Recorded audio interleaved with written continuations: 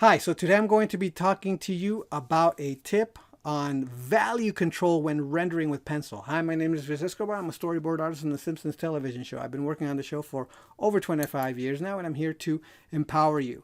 So one of the reasons that I've always had trouble with rendering anything, in particular with pencil, is that I didn't know what to do in the light area. And I didn't know what it was that I was doing or wasn't doing that made it so that I couldn't control the values in the lightest area or in an area that had just basically ambient light alone, and what it was that was making it like so difficult for me to render in those light area, in those areas of light in an object.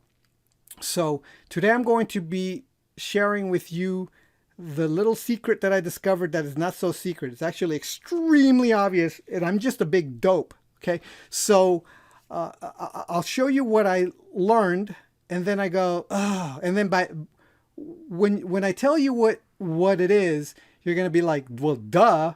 But it was a big revelation for me, which changed the entire way that I approach applying value in a pencil rendering. So without any further ado, here you go. All right, so today I'm going to be talking about value control. Value control was the thing that was really a struggle for me, had been for years and years and years, and it turns out that the answer has always been extremely basic and right, and it's not that much of a secret, but I was having a lot of problems with it, and if you were having the same kind of problems that I was having and not seeing the solution that's so obvious,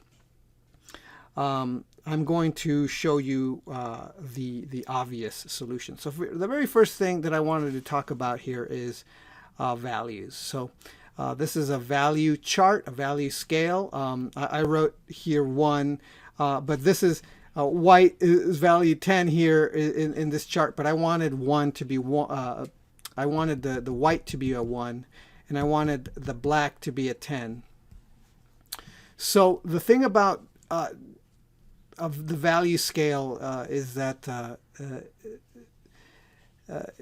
when you look at a photo in black and white, if you're trying to do a pencil drawing, you want to know what value you're dealing with. So throughout all the videos that I've done, and I'll link to some in the video, in the description of this video. I've talked about value, breaking down values into lights and darks, right? Lights and dark value patterns, that sort of thing. The problem has always been for me, and this is the key that has basically been the frustration that I had throughout my entire drawing life, career, whatever you want to call it, ever since high school, is that I've always had problems with the midtones in the light, right?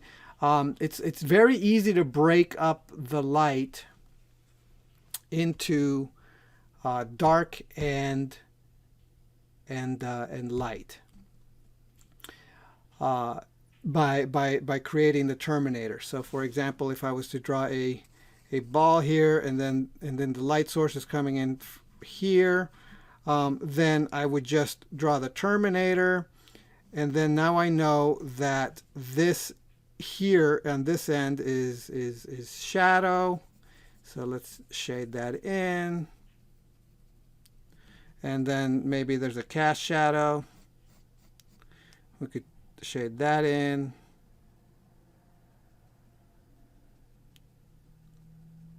And if you're looking for rendering tips, I made a video on where to hold the pencil and how to render it. Okay, so let's say that this is about as basic as it gets, and then this is a core shadow. So we want this to be a little bit darker here. So I made this darker.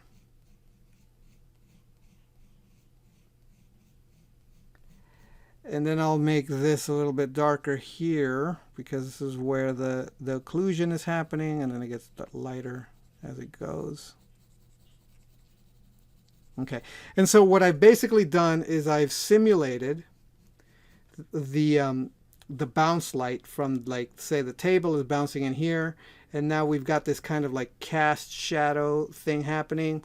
We have this core shadow that's a little bit darker.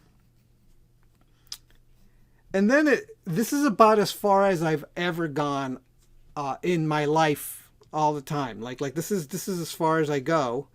If you look at all my figure drawing videos, I basically break the shadow patterns like this, and this is as far as you go, right? Anything else, this you could do in about 5 minutes, 10-minute drawings, and then you move on to the next drawing. The trick when doing longer, more rendered drawings is that this area here in the white has to be broken up into values as well. And what I've always, and when you're doing a digital painting or any kind of painting, you're spending some time here, and somehow, for some reason, I've had an easier time dealing with the midtones in a painting but not with a pencil. And I just didn't understand what the problem was and why I was having so much problems with the values in the midtones. Like this light area, I needed to be able to put values in here without making it look like mud, right? So I needed to put values here to indicate the shadows that are going on here, but and you know, put it in the highlight and just put like the local values here. And part of the problem was that I didn't I didn't know how to get these values here, these very low light values, using a pencil. I know how to get around here, like these values here, but like this lower value scale, especially these two values here, or maybe these three, I had a really difficult time with.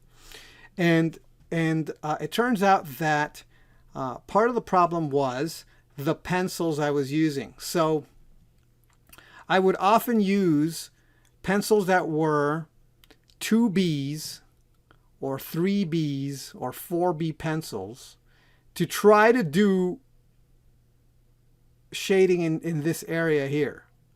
And if you know anything about pencils, they have hardnesses, and the B hardnesses are much softer, and then they're more dark, while the H, starting the hardness, is lighter. So what I discovered, and this is, like I said, this is really, really obvious, but I guess I'm just an idiot, is that what I ended up doing was I ended up questioning. I said, okay, well, the hardness of the pencil does 80% of the job, and that's really the trick, especially to getting these two values, right? These values here. So one of the things that I discovered was I took like an H pencil, and it gets even harder than H pencils, but I took an H pencil, and then I took it and I pressed as hard as I could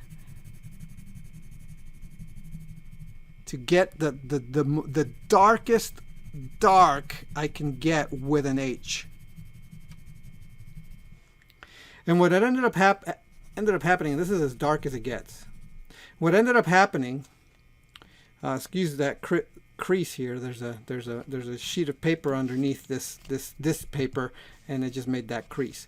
But what I ended up doing was then I put it onto my scale here, and then I discovered that no matter how hard I press the pencil, the H pencil, it's not going to get any darker than this.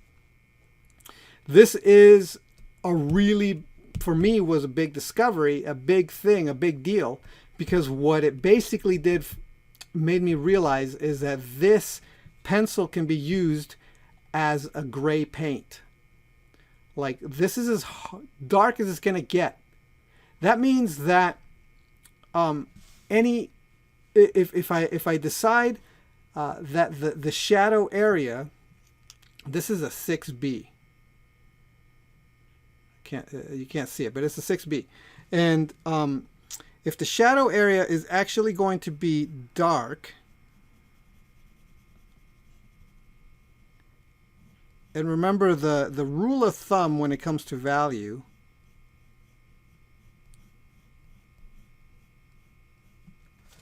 let me darken this in.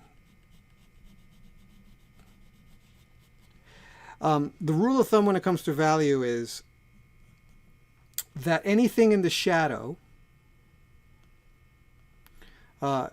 is not gonna, the shadow is not gonna be any, and this is, let me see, how dark did I go here?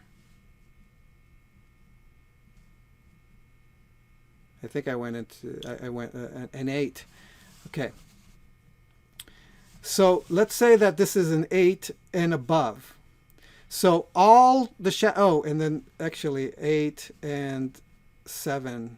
I think this is a, what is that? Because I'm looking at this. So this is about a 6, I want to say. Let me see. No, it's a 5. Okay. So let's say that everything in the shadow here, starting at 6, shadow is only this, right? So anything in the shadow will be within this range. That means that anything in the light cannot cross over into the 5s. So that what that tells me is that the rule is that no matter how hard I press, I can't press so hard that it goes all the way to 5 in this area. That means that I can never go I can never go full hardness here.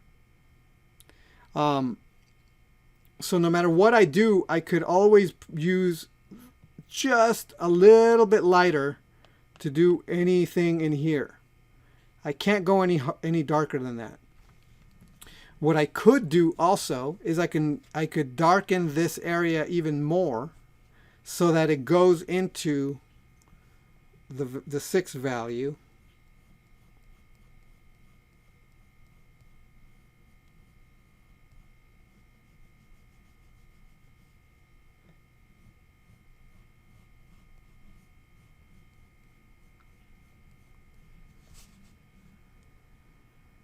So it goes into the value of 6 here.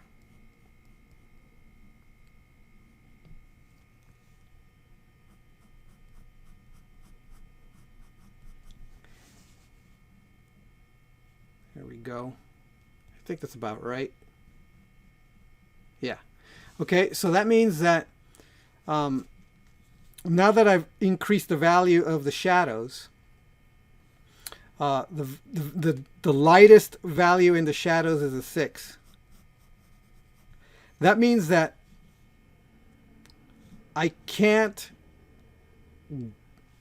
put anything 6 or darker in the light. It has to stay 5 or lighter.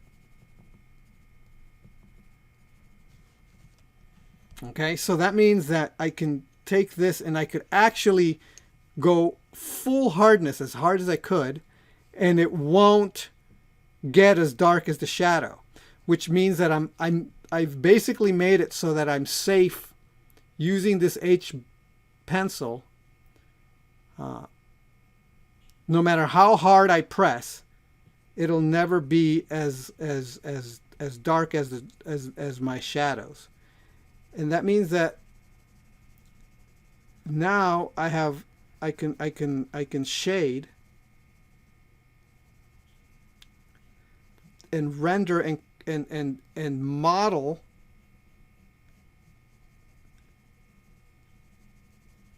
what's in the midtone here, and I'll be safe without creating mud, because the idea is always, when it comes to value, that you separate the light and the shadow into clumps. So when you're rendering anything, you have a lightest dark, and the lightest dark will never be as dark as the darkest light. That's a good rule of thumb. That isn't to say that sometimes you can't. You can make the lightest, the darkest light, the same as the lightest dark. There are occasions when that's okay, but in general, you want to keep those two values separate, because otherwise you do end up with mud. You end up with a really muddy drawing, and or really muddy values, I should say. And that was, for me, a huge deal, a huge discovery, that the pencil itself does 80% of the work. In the same way that when you're doing a painting, picking the right paint does 80% of the work. Like using the correct color with the correct value does 80% of the work. So that's and I just made this ball super. I made the ball very not round anymore. That's embarrassing. I gotta go in here and try to erase this to make it round. But you see, I think you know what I'm trying to say here is that and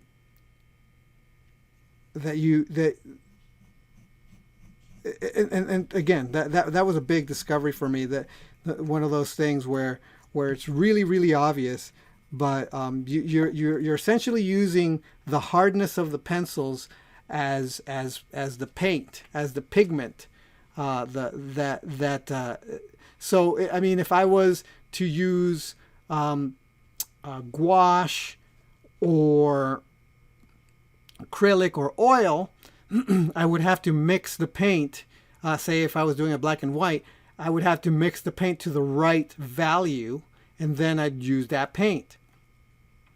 If I'm doing watercolor, it's a little bit different, but I would dilute the watercolor to the right value of black or blue or whatever it is, and then I would paint with that. Like I would just dilute it until it was the right value, and then I would paint with that.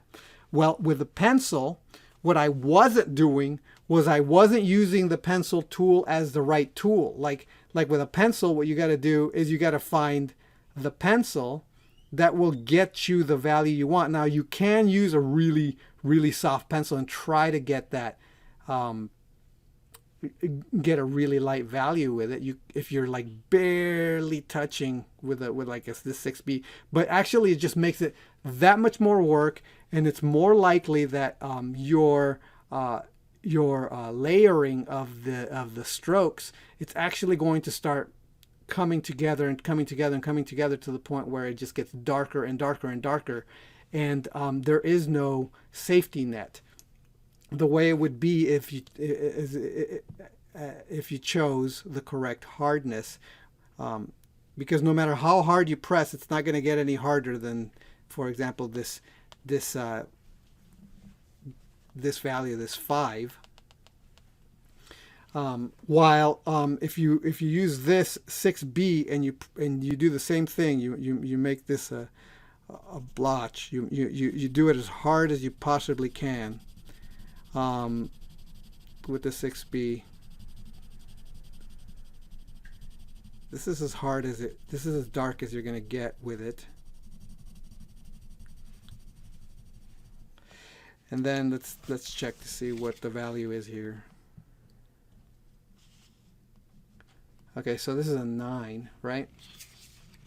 So you know how dark it's going to get, and if you need a 9 darkness, then you know that this is as dark as it's going to get. Now you can make a little swatch here, and then very lightly make a line here, make some a rendering here or strokes, and then you can see how light it gets. And I think that's about,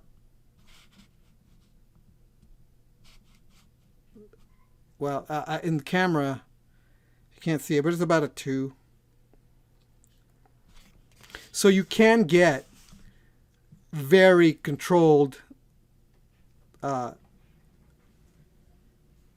midtones. You can shade with a very, very hard pencil. You can do that, but it requires way more control, and it requires way more concentration. You got to be extremely careful when you're doing that.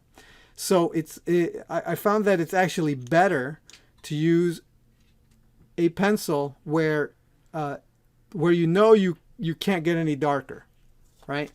And it turns out it's just so much easier with the right quote unquote pencil with the right quote unquote pigment, right? Like I meant the right pencil with the right quote unquote pigment. You're kind of choosing the pencil for its pigment, the control that it's going to give you for the pigment. So that's my tip. That's the thing that I discovered, is that that the biggest frustration that I had whenever I was working with any kind of pencil was that I just wasn't using the tools the way they were intended to be used, right? I knew that the hardnesses had different values and stuff like that, but it wasn't until I started thinking about them as paint, that that all of this started making sense to me.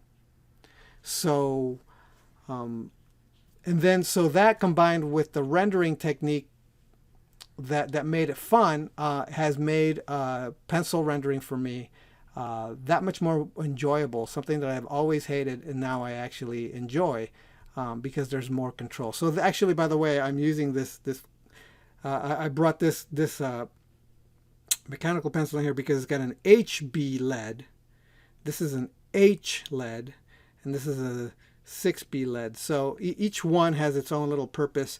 This actually, I discovered that if I press the HB really, really hard and do this kind of swatch on with this pencil, it gets all the way up to 6. So again, like this is a different pigment. This is a little bit darker than this, but you can dilute it by how lightly you press on it. But again, the benefit being that no matter how hard you get with a hard pencil, you won't go beyond, it won't go this dark. You won't lose control of the value that you've got. So it's kind of like I said, it's a safety net. for anybody who's seeking a little bit more control. All right, so thanks a lot for watching. Hopefully this has been helpful, and as helpful as it was for me when I discovered these things. It was like it was a big revelation for me. It was like one of those moments, and I'm like, why am I so dumb? Why didn't I know this before? Why didn't I understand this? This is so basic.